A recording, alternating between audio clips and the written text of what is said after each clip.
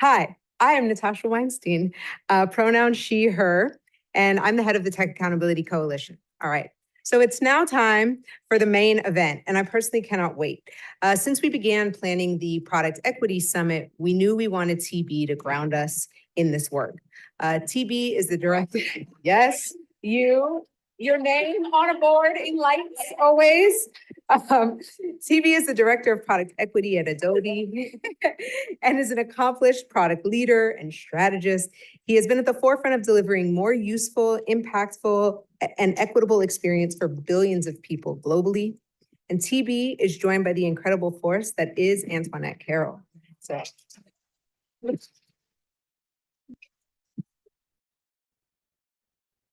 Antionette is the founder, president, and CEO of Creative Reaction Lab, a nonprofit educating and deploying youth to challenge racial and health inequities impacting Black and Latinx populations.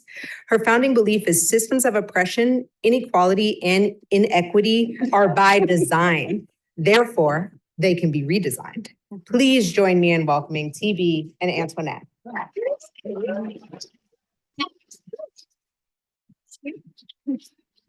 Thank you. Thank you. Oh, I can hear myself. Great. Okay, cool. Ooh, So no I pressure. just want to say, this is my first time wearing a dress.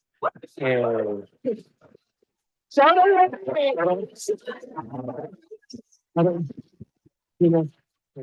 right. My partner is like, it's gonna be kind of cute. I'm like, oh no. So short story is I was supposed to wear this to the Beyonce concert, but it came a day late. So I'm like, I don't know what to wear. And I'm like, well, why not during a product equity thing? Because ain't nobody gonna judge me here. If not, you're a terrible person. All right, so I'll start by saying internet is my best friend. So we're gonna invite you into our world. So we might bicker a little bit, we might go back, but it's been love ever for, I don't know, almost a decade now. And so I guess where we can start is one, for those who are audio only, Timothy Bardlavens, I'm a Black man, bald head, but also wearing the Black billionaire's cap, because one day it'll happen. With my ombre beard and my new Gucci shirt, because I didn't have anything to wear today. And then my rainbow Giuseppe. And then you want to do your visual? Oh, I thought you was gonna do me, baby. Oh no, you're gonna be yourself. You're gonna be yourself. All right. Hi, my name is Antionette Carroll. My pronouns are she, her, hers, and I am a fabulous African-American woman that has usually strawberry red and purple hair, but they ran out of the red dye, so I had to do burgundy. Bear with me, y'all. Also caramel skin, wearing a colorful Amazon drop dress, just to let you know, with some beautiful pink heels and some emerald green nails, because it is May month, baby. Emerald is the birthstone. Taurus season, just FYI. We're gonna just wait for Gemini season, y'all, because that's where it's at. So nobody care about no Gemini season. All right, so before I jump in, first thing I want to do is it's always good to level set. And so one of the most important things is we've heard the phrase multiple times of product equity. And so I'm going to give you as in Adobe's definition of it, and I give it with the openness of use it, abuse it, take it. It's anyone's to use. And so product equity from our lens is a state in which every person, regardless of human difference, can access and harness the power of digital products without harm, bias, or limitation. Okay, and that last part is very important. And so when we talk about product equity, and when I talk about it within this conversation, it's going to be built off of that basis of that definition. And again, you're free to use it, expand on it, reduce it, however it makes sense for you and your organization. If you don't have one, it's just that for one of the things that with our team was we didn't feel like we could do the work without first defining what the work is that we're doing. Yep. And so our definition is also our vision. So our vision is create a world in which a person, regardless of human difference, et cetera, et cetera. So love the call out on vision.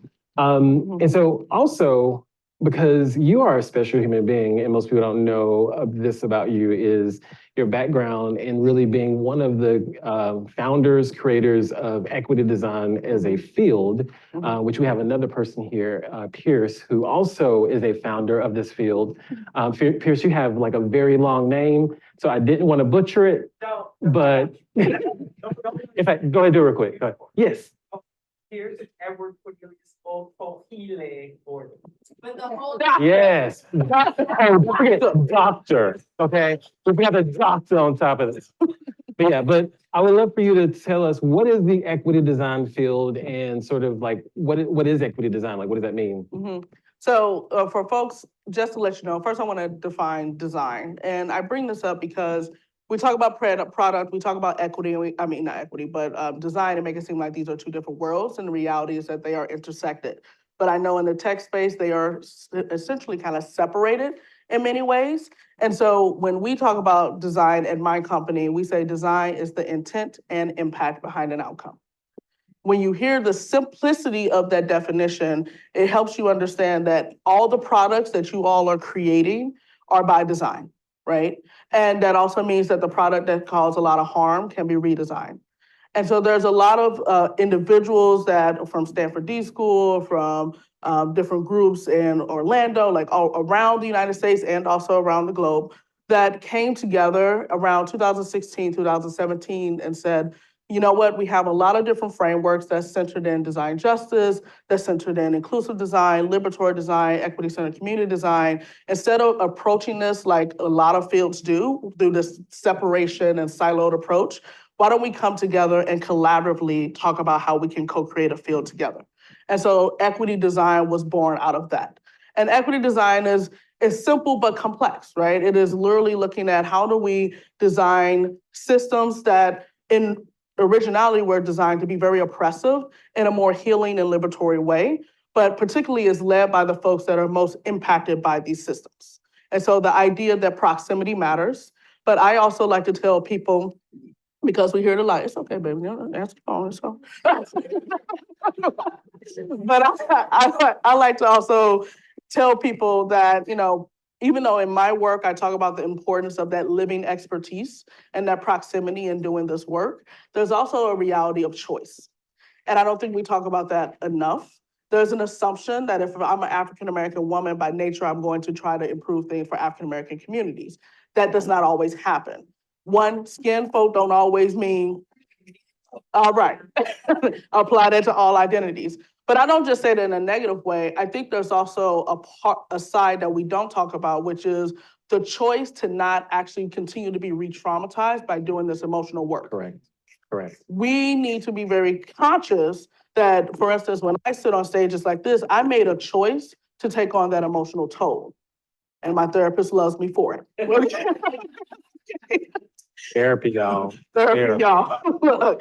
But, and so there is an idea of choice, and, you know, we talk about choice for folks that are more, have access to power and privilege, and how they show up in what we call design allies, not just allies, but design allies.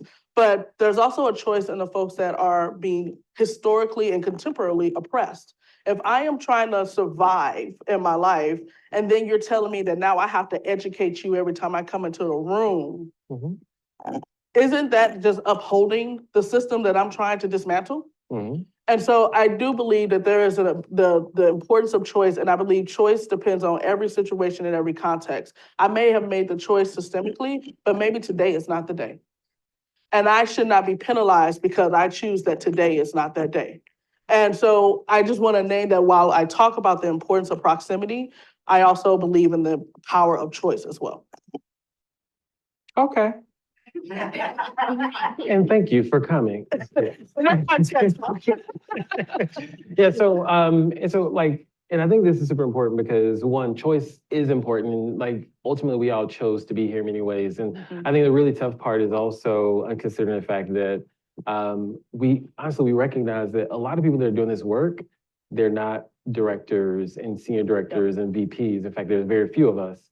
Most of us are ICs, right? You're potentially recently graduated and given a role, but then not given any support. Am I speaking to somebody? I'm speaking to somebody. Okay. So we know that this is super, like a struggle for us to have to navigate this work. And so you're pushing against a system without the title, without the power, but with all the conviction, which is Yep. super tough.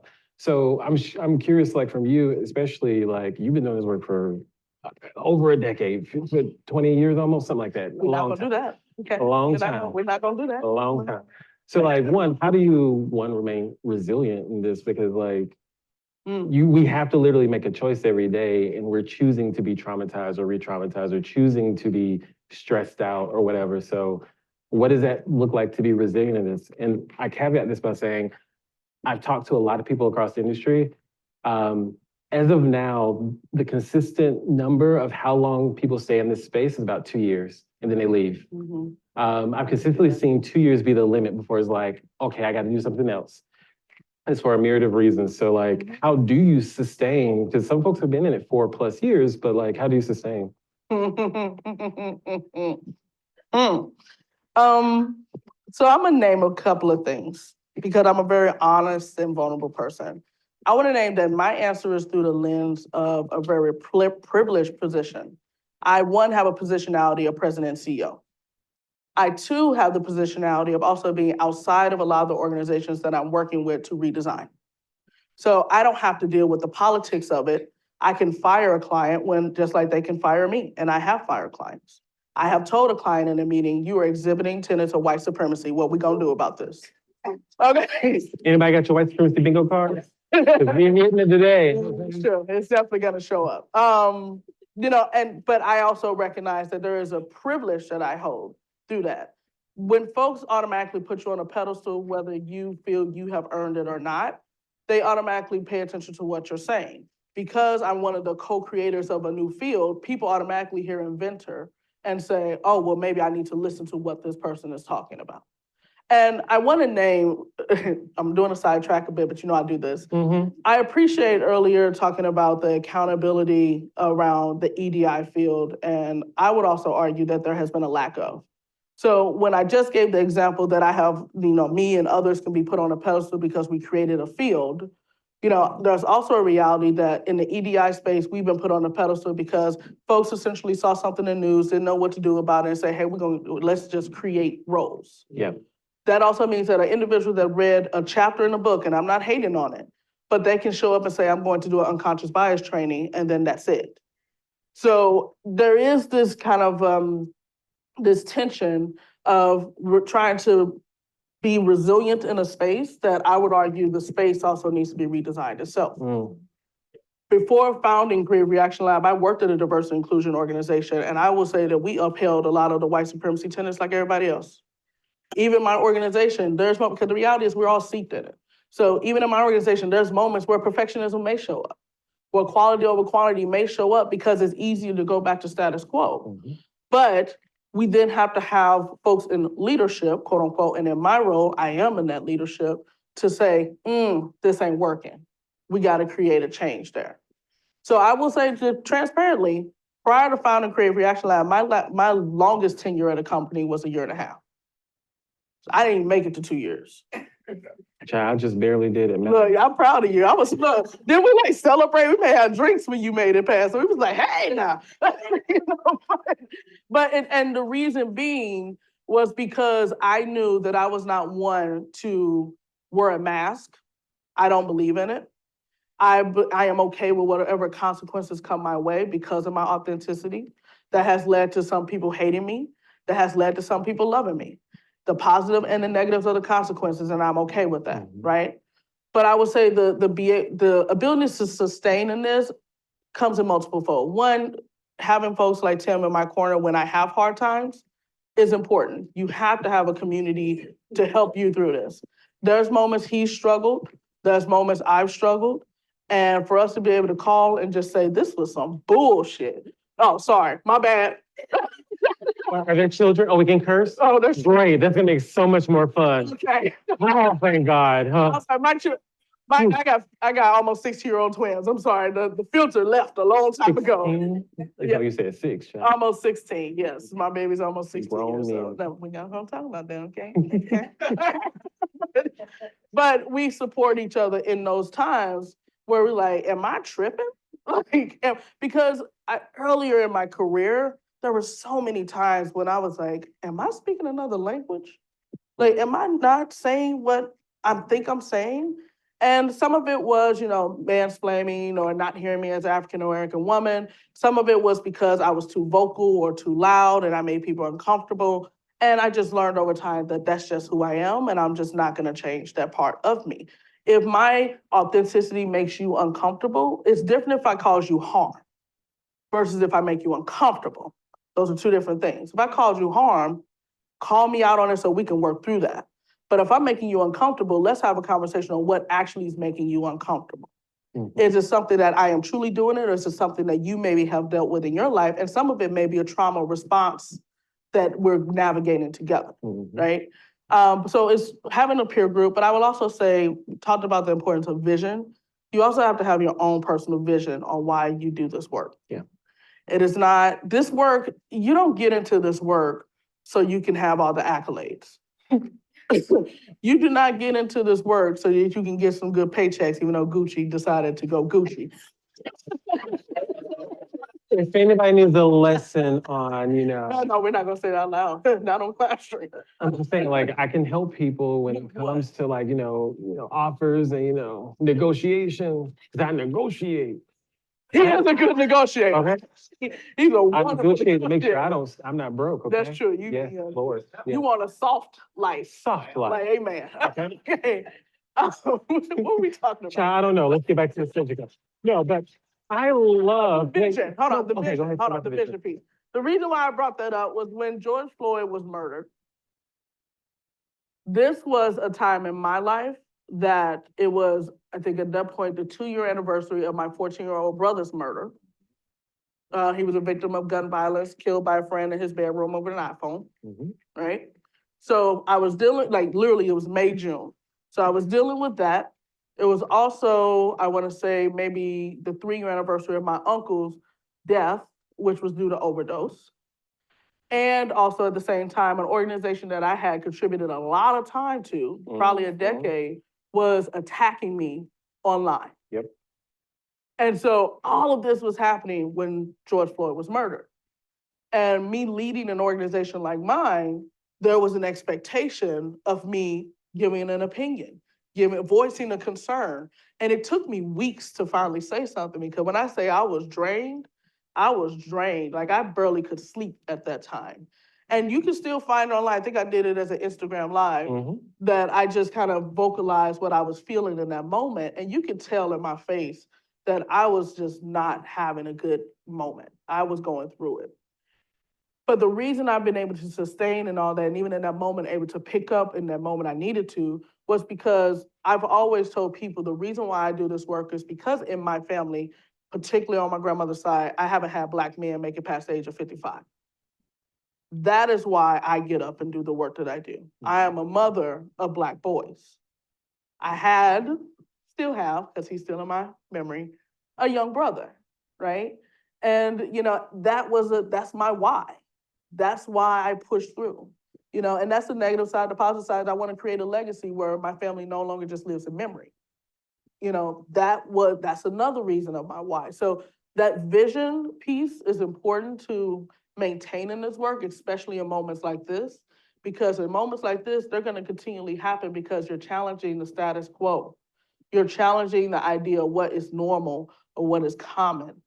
And therefore, you are always going to have moments of being attacked in who you are as a person, and also with a field like this, who you are professionally. And so you got to have that vision to move forward. Yeah. And I love that because, this, like just over the past few months, I've had to discover my why. And it's because like I was doing this work what it felt like out of default. It's like, yeah, I understand it. I know this, I can have these conversations. I can think about these frameworks. This makes sense to me. And it was this realization of like, do I actually want to do this? Like, is this actually what I want to be known for? Like, because in many ways, to put anything related to DEI in your title is to pigeonhole you, right? Like, and I think we've all felt it in many ways. And so I really was like, what am I doing? And I realized, like, I was thinking about other roles I would want to do things like that. And one of the things that really stood out to me is like, I just want to change the way we build products. Like that's my simple why statement is like, I just want to change the way we build products. And how that shows up, who is it for, all those other things, that can be different. It can shift depending on the context, but at its core is like, are we changing the way we do this as an industry? And if so, damn, that's good. And if not, we got some work to do. And it's been tough though. And I think what you're saying as well is around like, I've started telling people more and more, especially in mentorship, is the consequences of making these decisions. So like, same thing, I've had a lot of conversation around like, hey, this is who you see, this is who you get. I show up like this in just about any place. I go to work like this, you know, I've gone to a funeral like, well, not like this. And it's my first time wearing this. But it's kind of liberating though. I'm just, you know, whew, I see how I see why people do it. Like, it's a good breeze because it was hot. I was like, breeze. But no, but like, I think that like, I've gotten okay with the consequence of it, and consequences are good and bad. I'm being serious, guys. You know, I think so actually something that I want to talk about that's connected with this. Probably not.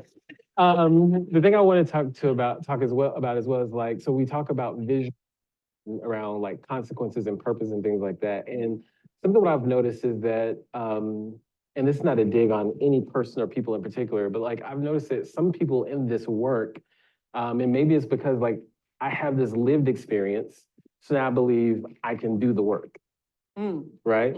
Or because I look like a certain thing, I can do the work. And I'm finding more and more that that shapes my gears. And so I'm learning more, like I'm trying to build this language around being product-led versus being equity-led, right?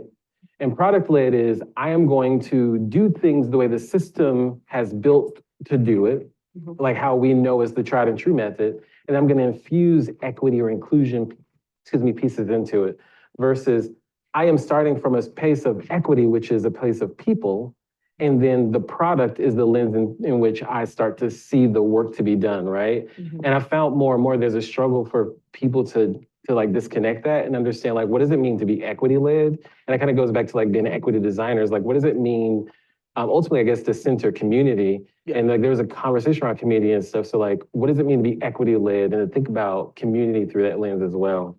Yeah. I'm gonna hit first on your first point, which wasn't a point, but it was. All my points are points. Oh, honey, that's cute that you think Close. so.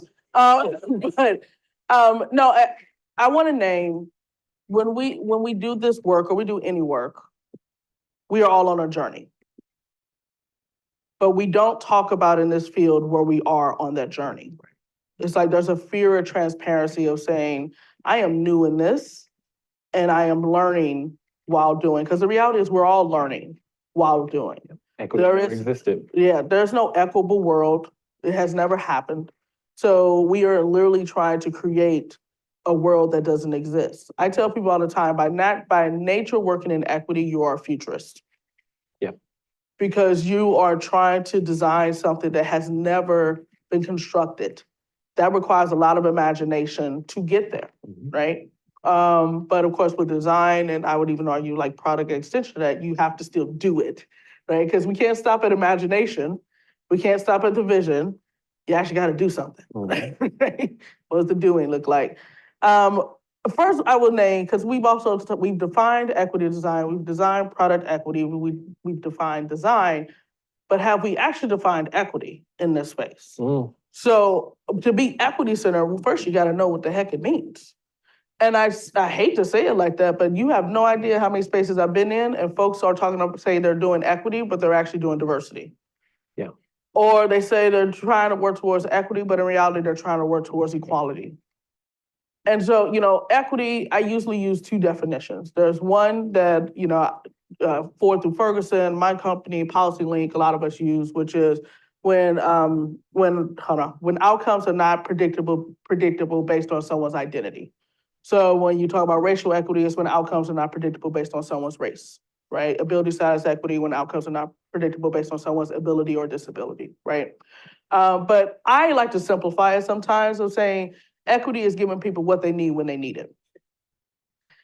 Now I'm gonna say that again. Equity is giving people what they need when they need it. So I need y'all to think about, where were you a year ago? And it's okay, babe. Me and you both. Right? She said, "What a job." Like, but no, where were you a year ago? And what did you need a year ago? Where were you last week? What did you need last week? What will you need a month from now? I'm giving this example because the reality is that our needs change every moment. And that's the real conversation we're not having. Is that equity isn't a checkbox. It isn't something that we accomplish.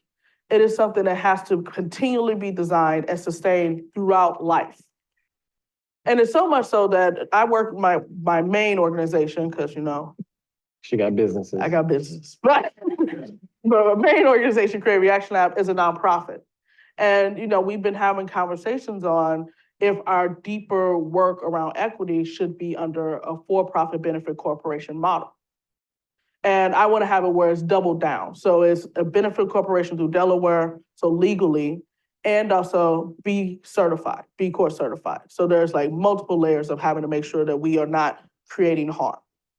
The reason why we've been talking about this is because nonprofits, the main ethos of it is that nonprofits' role is to no longer be in business. It is to work ourselves out of business. But I just gave you the definition of equity. If we work ourselves out of business with equity, that means we're going to get back to an inequitable world because there won't be a sustainability of it. And so being equity-centered is one, being very truthful with yourself, that one, it is messy, it is complex, and it is ongoing. Every moment, every decision, every opportunity is an opportunity to integrate equity. Now, equity, of course, is systemic, right? So it doesn't mean it's just your responsibility. It is our collective responsibility to do this. And it has to happen through private and public partnership. It has to happen, I tend to tell people it's like three actors I tend to talk about the most: the entrepreneurs, and the organizers. So you have the entrepreneurs that are outside of the system that are creating new businesses, opportunities through an equitable lens. You have the entrepreneurs, which I would argue is majority of the folks in this space that are within organizations that are trying to redesign from within. You're the agitated from within. But then we have the organizers that are the ones that I would argue are holding both of them accountable. We need all three of those to actually get to this equity-centered approach and world. But we are too busy arguing amongst ourselves. Well, they on the outside, they don't know what it's like working in this corporation. Oh, they just selling themselves out for capitalism. Well, they just read a book on organizing. They don't know what they're doing. They just go out and walk in the street. We too busy arguing that, and I hate to do it us and them because I don't think it is. It's not that clean cut, but we're surprised when folks that are upholding more normal or oppressive systems seem to be further along because they having conversations like, what we doing? You good with that? Oh yeah, I'm good with that. Let's keep it moving. The greatest tool ever created was to divide and conquer. And we literally have divided ourselves because it's what we've learned. Yeah. So equity-centered also means that not doing the work alone and knowing that that doesn't mean you 100% agree on everything because we have different experiences, different lived backgrounds. Agreement is not needed for equity. Yeah.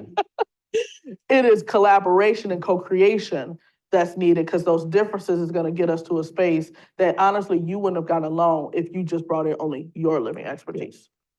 So to that, and this actually connects to, I know the area around community we were talking about anyway, but community plays an important role in this, right? And so like, for example, when I think about- Did you ask me that question? We did. You didn't really answer some. No, hold on. But let me finish them. Hold on for a second. Did you just ask me that question? What question? Hold on, y'all about to have this moment. Hold on. Excuse me. So I'm about to have to educate you on this stage. Go ahead. So you said I didn't answer the question. No, you answered part of the question. No, hold on, about the community. No. But the reason is, We're almost done. One moment. Okay. Every individual is a part of the community. Right, yeah. So everything that every person does is community centered. For The problem is that we always separate community versus everyone else. True. And we say that we need to do work with community as if we're not already in community. Facts. So community, we have these moments at time, my bad. Again, we're inviting you into our world. This is how And phone sometimes calls this go. happens. No, okay, let me rephrase. But keep going. Thank Okay. you. Entrepreneurs Okay. have to definitely understand the importance of their place in community as well as the broader community in which they're hoping to support, co-create with, et cetera. I'm not gonna say serve because we don't serve. We don't serve. Does everybody understand that? No. No? Okay, so to serve a community, No, he gonna make you earn your check today. Let's go. I'm not getting paid. It's free. Okay. So when you say serve a community, that means that you're thinking that you're giving something to the community. It's ultimately saying like, I know what this community needs. I'm gonna service this up to them. That's not taking into account their needs, their wants, their desires, whatever. And so it's usually done in such a way in which people who are serving the community never actually are engaged with the community in a meaningful way to actually understand the root cause, root needs, whatever.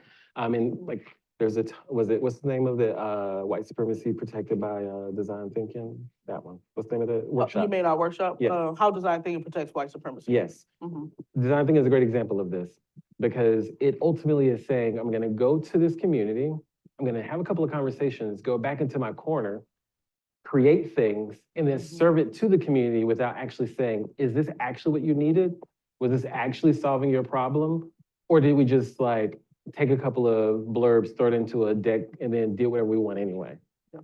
And also it's expecting gratitude for it as well. Absolutely, Yeah. absolutely. Mhm. And it's like, well, why aren't they happy about this?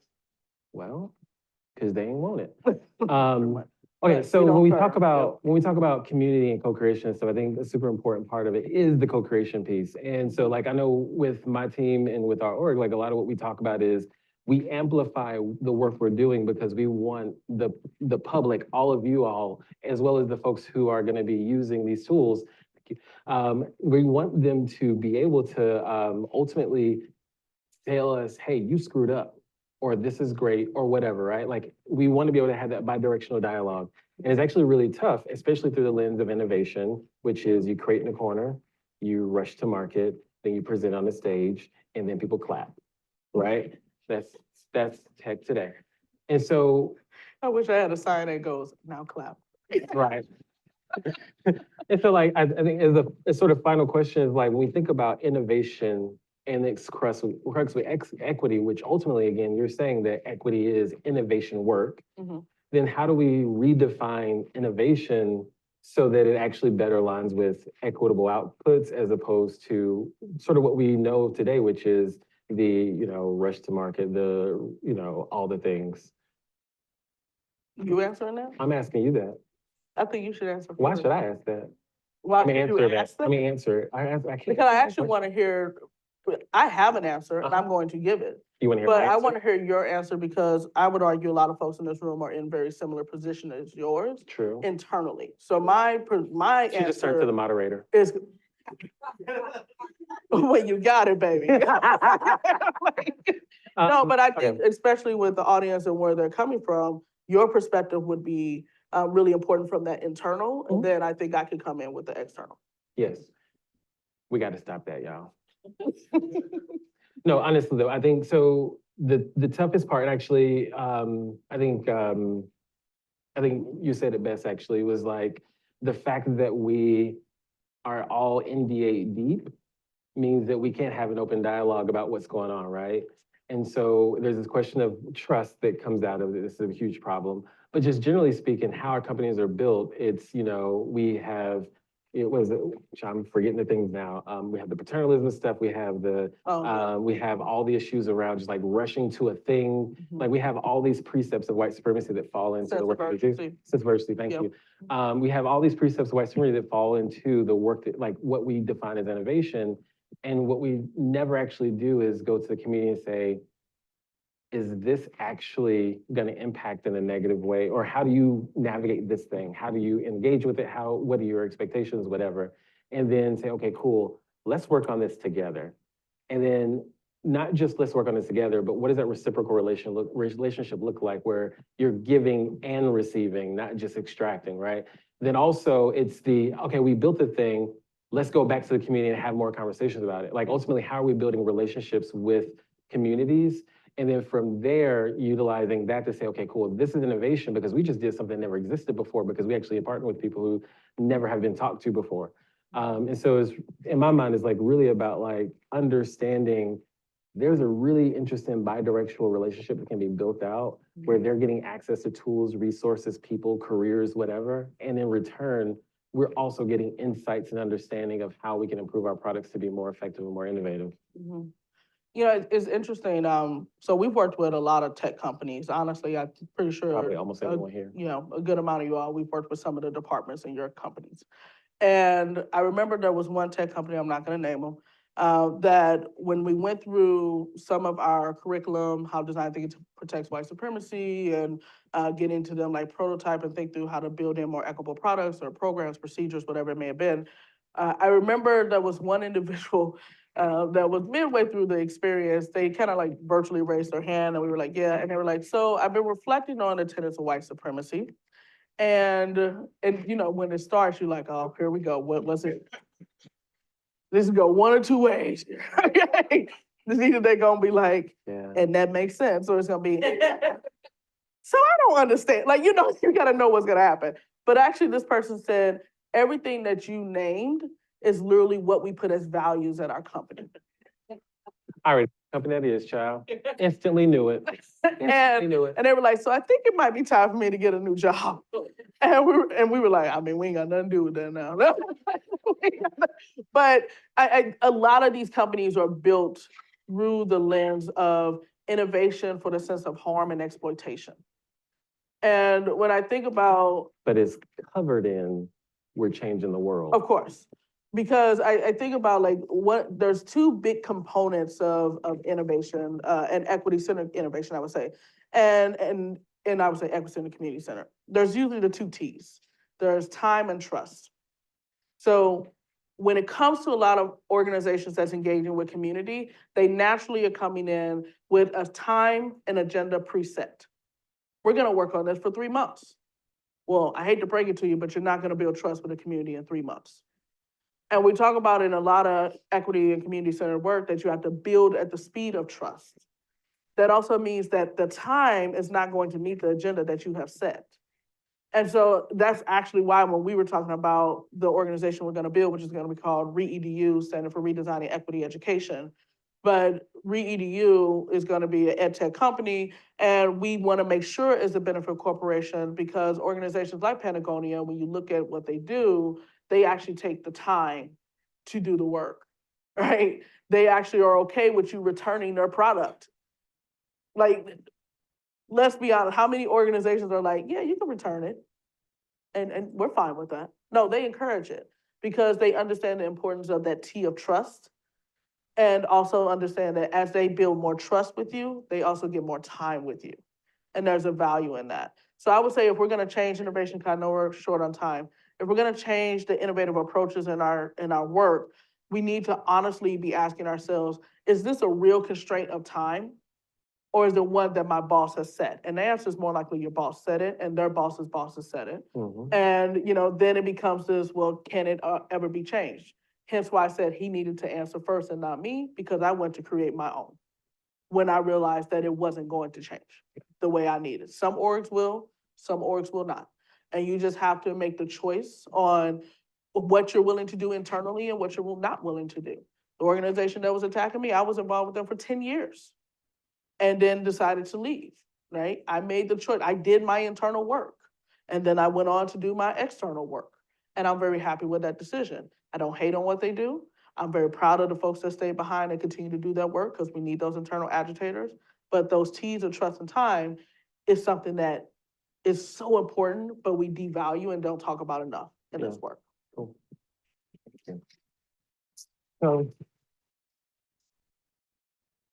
on that note, I'll wrap us up so we can shift over to some Q&A, but I'll just say, I think like the trust is a really good place to end on because I think there's trust with community, but also trust within ourselves that we need to build. And so I'm hoping that over time we can do more building of trust where we can share more openly. I'm always like, yeah, those who know me, I'm gonna tell you. I'm just gonna tell the truth. It's good or bad, I'm gonna tell the truth. But I did think that's super important, especially as a sub-theme for this event, is how do we build trust with each other? And how do we get our companies, especially, to build trust within and outside with communities? Yep. Thank y'all.